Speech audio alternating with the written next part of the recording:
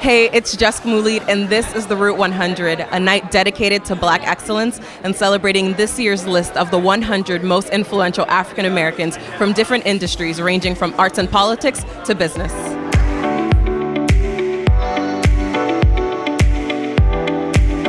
For 10 years, The Root has been the Afrocentric news source. Today, we reach more than 10 million readers every month, making us the leading African-American website in America. It feels amazing. The Root is just the most adorable 10-year-old. It's smart, it's funny, it's growing. The staff that works with this lovely 10-year-old is incredible. Like, I can't wait to see what we look like at 20.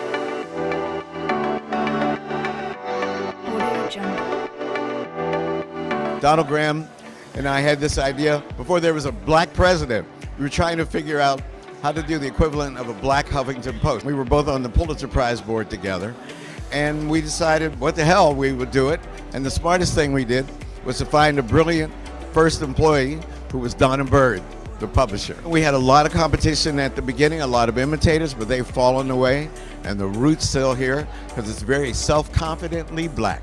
And I like that very much. I read it every day. Looking back on 10 years, I couldn't be prouder of the organization, the publication. We have come quite a long way since we started in 2008. We started 10 days before Super Tuesday. When you think about the climate then versus the climate now, so there have been so many changes in our country, and The Root has followed those changes. The team has grown, and I just couldn't be prouder. This election cycle, like the Me Too movement, like Black Lives Matter, like Black Voters Matter, like Say Her Name, and others show us what happens when you believe in the vision and leadership of Black women.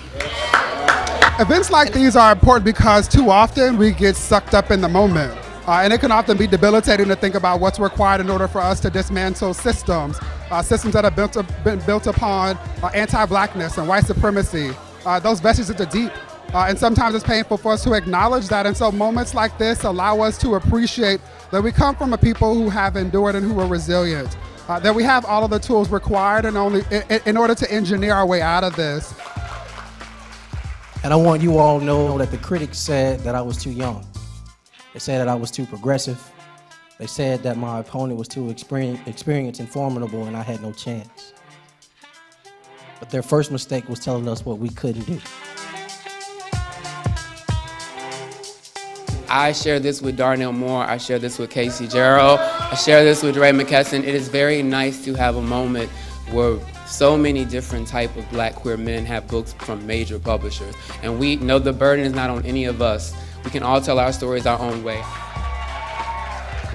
My message to Black America is to keep fighting for what you believe in, keep fighting for our community, keep fighting for our culture. There's so many issues that face us as a community, and we're not going to solve it by just sitting on the sidelines or complaining about it. We need to keep fighting. I think that we are resilient in ways that make us excellent. I think that we are steadfast in our work in ways that make us excellent. Black people are consistent. We always bounce back. We always work our hardest, and we always support each other.